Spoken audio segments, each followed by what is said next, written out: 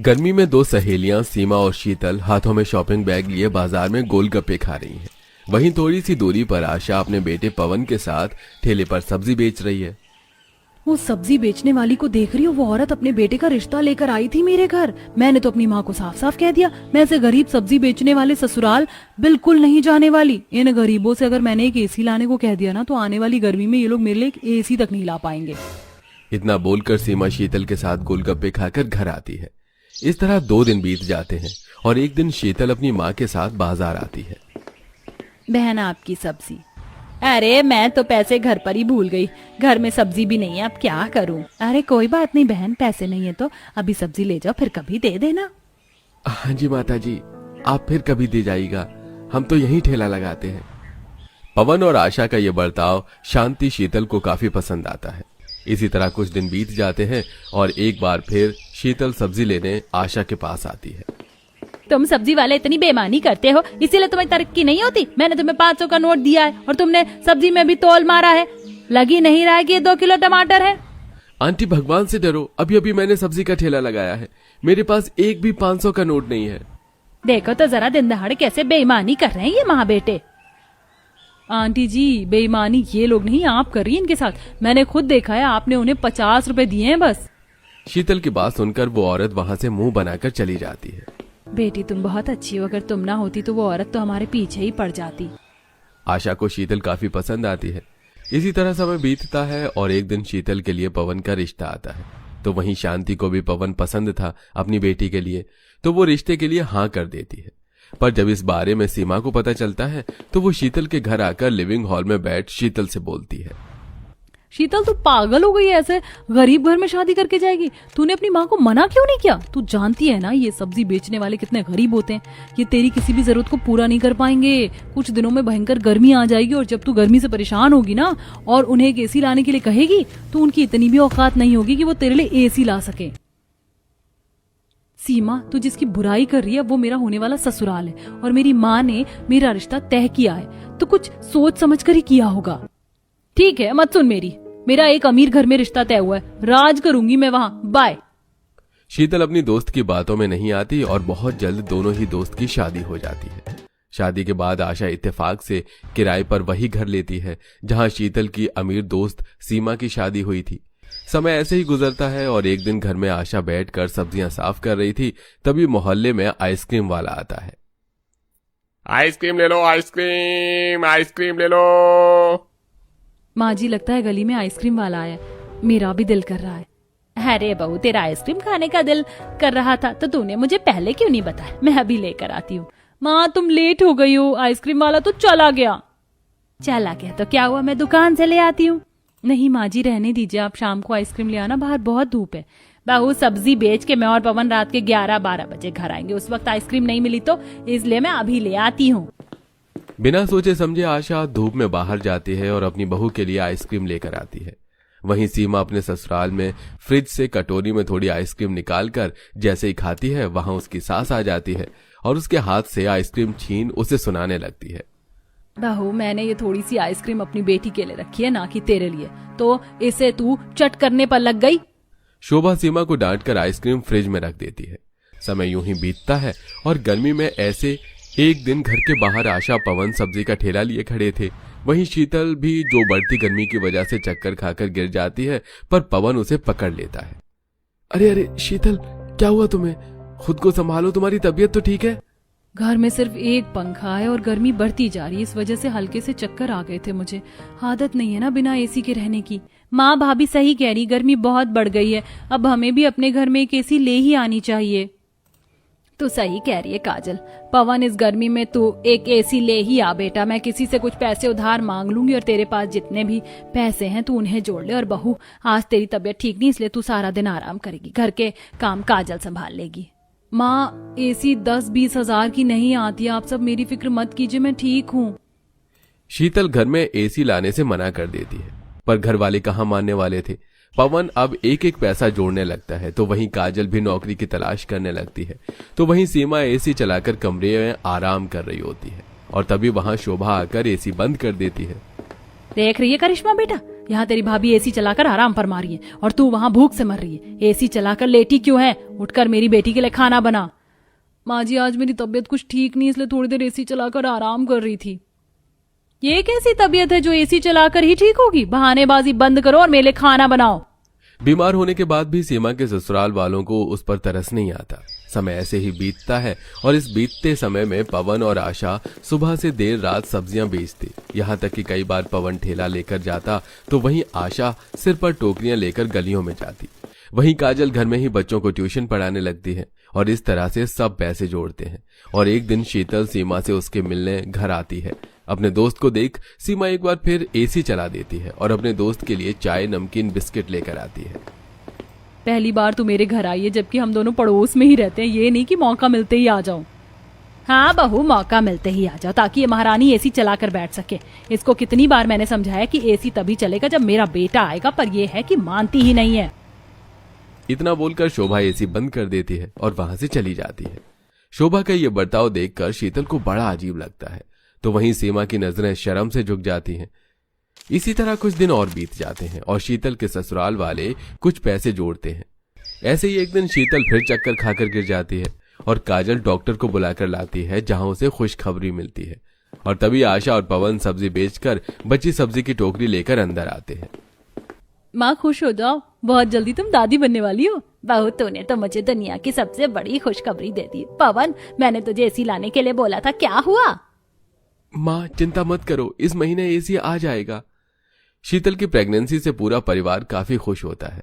और एक दिन जब शीतल सब्जियां बैठकर साफ कर रही थी तो उसकी अचानक तबीयत खराब हो जाती है। उसे बार बार उल्टी होती है और चक्कर आने लगते हैं। जैसे वो बैठती है फिर से सब्जी साफ करने, काजल कहती है, भाभी आप नींबू पानी पी लो। नहीं काजल, सब्जी ठीक करनी है, माँ जी को सब्जी बेचने बाजार भी तो जाना है। नहीं बहू, तुझे बीमार छोड़कर मैं बाहर नहीं जा सकती। ये पवन का बच्चा कहाँ रह गया? मैंने उसे बोला था कि आज के आज एसी लेकर आए। मैंने उसे अपनी दोस्त से कुछ पैसे उधार लाकर भी दे दिए, फिर क्यों नहीं आया वो अब तक? आशा बात कर ही रही होती है कि तभी पवन एसी वाले के साथ एसी लेकर आता है। कुछ देर में उसके घर में भी एसी लग जाती है और पूरा परिवार एसी में बैठता है। माँ, तुम्हारी बहू के लिए मैंने एसी लगवा दिया है। 50,000 रुपए दे दिए हैं। हम सब ने जो मेहनत की थी और उधार लेकर जो पैसे जमा हुए थे, बाकी किश्त बन गई है। और शीतल, अब तुम एसी में ही बैठी रहना, कोई जरूरत नहीं है गर्मी में बाहर आने की। और अगर ठंड लगे तो एसी बंद कर देना। माँ, मैंने सब्जी ठेले पर रख दिया, आप और भैया बाजार चले जाओ, मैं भाभी का ख्याल रखूंगी। इस तरह पवन और आशा सब्जी का ठेला लेकर सब्जी बेचने जाते हैं। तो वहीं काजल अपनी भाभी का ख्याल रखती है। तो वहीं दूसरी तरफ दिवाकर घर आता है और एसी चलाता है। पर तभी उसके दोस्त का फोन आता है और वो एसी चालू छोड़कर अपने दोस्त के घर चला जाता है। और घर में एसी चलता देख शोभा अपनी बहू पर भड़कने लगती है। बिना एसी चलाए तुझे सांस नहीं आती है ना? कितनी बार तुझे बोला है एसी तभी चलेगी जब मेरा बेटा घर में आएगा। हर वक्त एसी चलाकर बैठ जाती है। एसी का बिल क्या तेरा बाप भरेगा? माँ जी, मैंने एसी नहीं चलाया, आपके बेटे ने ही चलाया था। रोती सीमा वहां से चली जाती है। तो वहीं सब्जियां बेचकर आशा अपने बेटे के घर आती है और पूरा परिवार एसी में बैठकर खाना खाता है। समय ऐसे ही गुजरता है और 2 महीने बीत जाते हैं। फिर एक दिन जब गरीब आशा अपने बेटे के साथ सब्जियां बेचने जा रही होती है तो शोभा उन्हें देख ताने कसती है। मेरे घर में एसी लगा देख, अब गरीब सब्जी बेचने वाले भी अपने घर में एसी लगाने लगे। 1 महीने जब बिल भरेंगे ना तो सारा शौक खत्म हो जाएगा। आंटी, आप हमारे बिल की चिंता मत कीजिए, मुझे भी नौकरी मिल गई है। जैसे हमारा घर चल रहा था वैसे ही घर चलेगा। और रही बिजली की बात, तो बिजली का बिल तो मैं भी भर सकती हूँ। काजल की बात सुनकर शोभा घर में चली जाती है। और जब सीमा को पता चलता है कि उसकी दोस्त गर्भवती है और उसके घर में भी एसी लगी है, तो वो ये सब देखने और मिलने के लिए उसके घर आती है, जहाँ शीतल बेड पर बैठी एसी की हवा खा रही थी। तेरे घर में तो बहुत ठंडक है, तुम हर वक्त एसी चलाकर हवा खाती हो क्या? सोचा भी है तुमने बिल कितना आएगा? तेरी सास कुछ बोलती नहीं है क्या? अपनी सास का मैं तुझे क्या ही बताऊं, देखा ही होगा तूने मेरी सास मेरी कितनी परवाह करती है। ये एसी भी उन्हीं की लगवाई हुई है और कहती है बिल की टेंशन मैं ना लूं। बेटा, एसी लगवाई इसलिए ताकि गर्मी से बच सके। तुम नाश्ता करो, मुझे सब्जी बेचने जाना है। इतना बोलकर आशा बैठकर सब्जी ठीक करने लगती है और ये सब देखकर सीमा को अपनी गलती का एहसास होता है।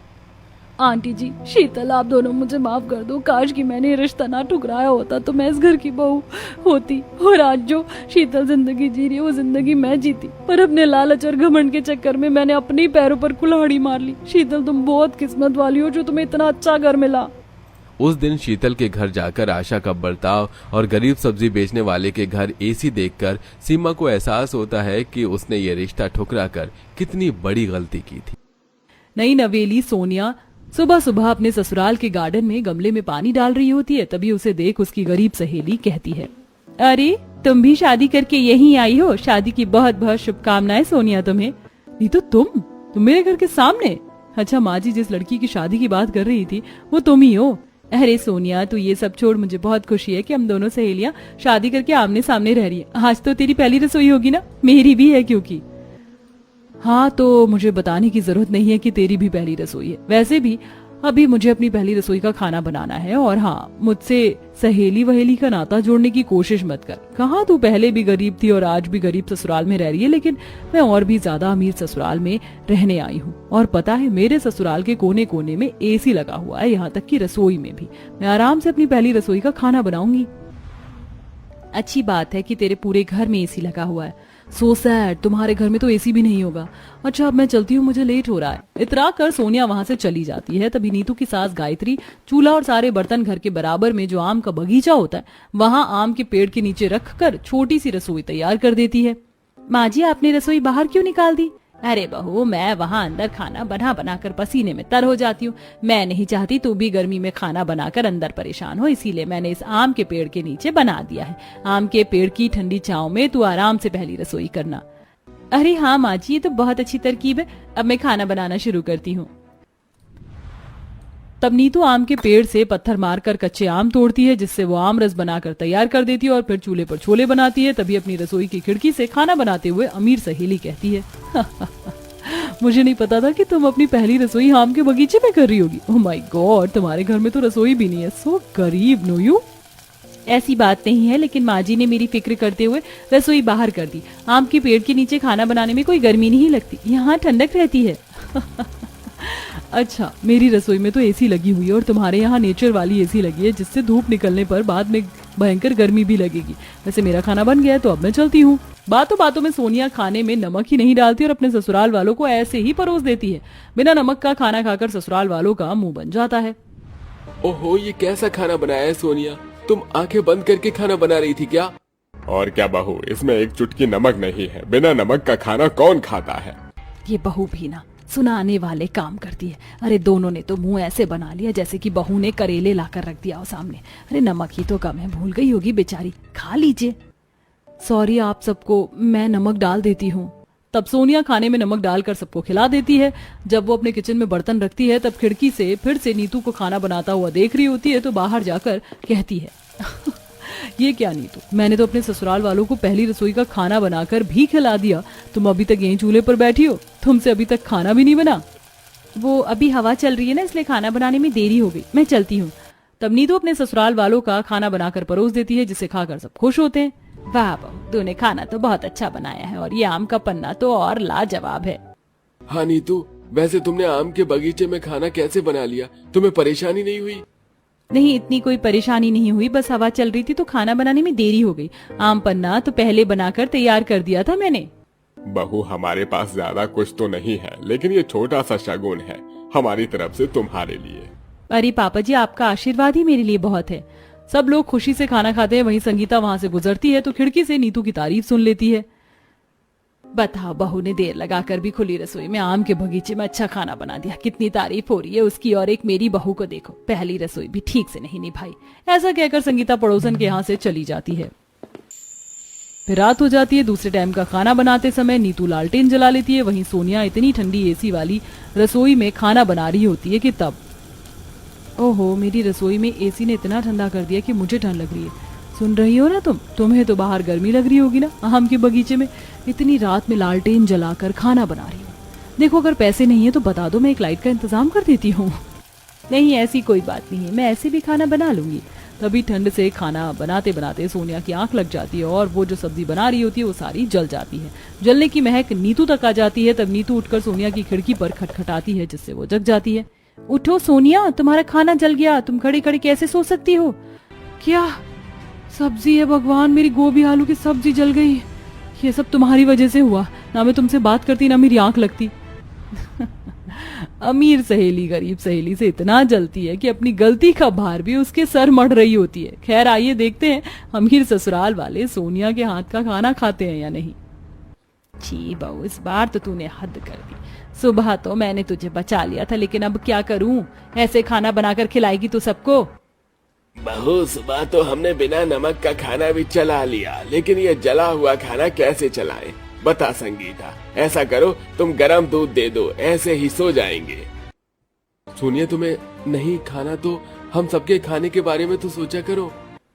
माफ कर दीजिए, दोबारा ऐसा नहीं करूंगी। खाने पर से सब उठकर अपने अपने कमरे में चले जाते हैं और संगीता सबको गर्म दूध दे देती है, जिसे पीकर वो सो जाते हैं। सोनिया खुश नहीं होती। ऐसे ही वक्त गुजरता है। अमीर सहेली सारी सुख सुविधा के बाद भी अपने ससुराल में अच्छे से नहीं रहती, ना घर वालों को अच्छा खाना बना कर देती है और गरीब सहेली को पैसों का शो ऑफ करती है। वहीं गरीब सहेली आम के बगीचे से कभी कच्चे आम तो कभी पक्के आम तोड़कर आम पन्ना बनाती है, तो कभी आम रस, कभी आम की चटनी बनाकर घर वालों को खिलाती है, जिससे घर वाले गर्मी में भी खुश रहते हैं कि एक दिन गरीब बहू आम तोड़कर सिलबट्टे पर आम की चटनी बनाती। ये देख सोनिया, ओह माय गॉड, तुम तो हद से ज्यादा गरीब निकली। ना तो तुम्हारे घर में रसोई है और अब मिक्सर ग्राइंडर भी नहीं है जो हाथ से इन ईंट पत्थर को घिस कर चटनी बना रही हो। हाथ नहीं दुखते, ऊपर से तुम्हें पसीना भी आ रहा, लेकिन मेरे घर में तो हर जगह एसी है। चलो मेरे घर में चलो, एसी की हवा खिलाती हूँ आज। सोनिया, इसकी कोई जरूरत नहीं है। इस आम के बगीचे में इतनी ठंडी हवा आती है जो पैसे से लाख गुना शुद्ध है, पर मुझे इस रसोई में खाना बनाने में कोई परेशानी नहीं है। और सोनिया, भूलो मत, स्कूल में इसी सिलबट्टे पर चटनी पीसकर मैंने तुम्हें खिलाया और तुम्हें बहुत पसंद आती थी ये चटनी, और मिक्सर ग्राइंडर में वो स्वाद नहीं आता जो सिलबट्टे पर स्वाद आता है। आई नो, तुम ऐसे ही कुछ घिसा पिटा जवाब दोगी, इसीलिए मैं अपने एसी वाले कमरे में जा रही हूँ, तुम रहो अपने आम के बगीचे में। सोनिया मुंह बनाकर वहां से एसी वाले कमरे में चली जाती। कभी लाइट चली जाती थी तो सास बहू अपने छोटे से आम के बगीचे में बैठकर ही ठंडी हवा और छांव का मजा लेती थी। सास बहू खूब हंस हंस कर बात करती हैं। उन दोनों को अपनी रसोई से इतना हंसता हुआ देख सोनिया जलती है। गरीब सास बहू का भी ठीक है, घर में कुछ नहीं, बगीचे में रसोई है, फिर भी मेरी सहेली खुश है और मैं नहीं, क्योंकि मेरे ससुराल वालों को मेरे हाथ का खाना ही नहीं पसंद आता। अगर तू अच्छा बनाएगी तभी तो पसंद करेंगे ना। सच बात तो ये है, तुझे खाना बनाना नहीं आता, लेकिन चुगली करनी बहुत आती है। सीख ले अपनी गरीब सहेली से और पूछ उसके ससुराल वाले उसके हाथ का खाना खाकर खुश रहते हैं, जबकि उनके घर पर रसोई भी आम के बगीचे में और तेरे पास सब कुछ होने के बाद भी तू ऐसा खाना बनाती है। मैं भी चाहती हूँ कि तू अच्छा खाना बनाए तो मैं तेरी तारीफ हर जगह करूँ। मुझे पता है आप कुछ ऐसा ही बोलेंगी, लेकिन कमी तो मुझ में भी है। सोनिया उदास होकर रसोई से चली जाती है। कुछ देर बाद नीतू अपने हाथ का खाना बनाकर लाती है। माँ जी, मैंने आम की कलौंजी और पूरी बनाई है, आप खाकर देखिए, आपको बहुत अच्छा लगेगा। गर्मी में खाने का उसका फायदा भी है। वो क्या है ना, बहुत दिनों से मेरा मन था कि आपको अपने हाथ का कुछ बनाकर खिलाऊं, और आम भी तो बहुत सारे हैं। बहुत अच्छा किया बहू जो तुम बना कर ले आई। रोज रोज तुम्हारे हाथ के बने हुए खाने की खुशबू आती थी, बड़ा मन करता था खाने का। आज कहूंगी तुम मेरी बहू की सहेली हो, कुछ अपनी सहेली को भी खाना बनाना सिखा देती। रोज इसके पापा जी दुखी हो जाते हैं। माँ जी, आपने उसके सामने क्यों कहा? सोनिया, मैं जानती हूँ तुम परेशान हो। अगर तुम मुझे अपना दोस्त नहीं मानती कोई बात नहीं, लेकिन मैं तुम्हें परेशान नहीं देख सकती। अगर मेरी कोई मदद चाहिए तो बता दो, मैं तुम्हें खाना बनाना भी सिखा दूंगी। मेरे लिए तुम आज भी वही सोनिया हो जो बचपन में 5वीं क्लास से लेकर 12वीं तक थी। ये सुनते ही सोनिया की आंखों से आंसू झलक जाते हैं और वो नीतू को गले लगा लेती है। नीतू, मुझे माफ कर दे, मैंने तुझे रोज रोज कितना कुछ कहा, कभी तेरे आम के बगीचे में, कभी गरीबी पर, तो कभी गर्मी में एसी का ताना दिया, लेकिन तूने फिर भी अपनी दोस्ती निभाई। ठीक है, मैं तुझसे खाना बनाना जरूर सीखूंगी। ये सुन सास को भी खुशी मिलती है और फिर सभी नीतू के बनाए हुए खाने को भी खाते हैं और सोनिया भी अपनी सहेली से खाना बनाना सीखती। और खाना बनाने के बाद जब वह अपने ससुराल में खाना बनाती है तो उसे बहुत तारीफ मिलती है और सब खुशी खुशी रहने लगते हैं।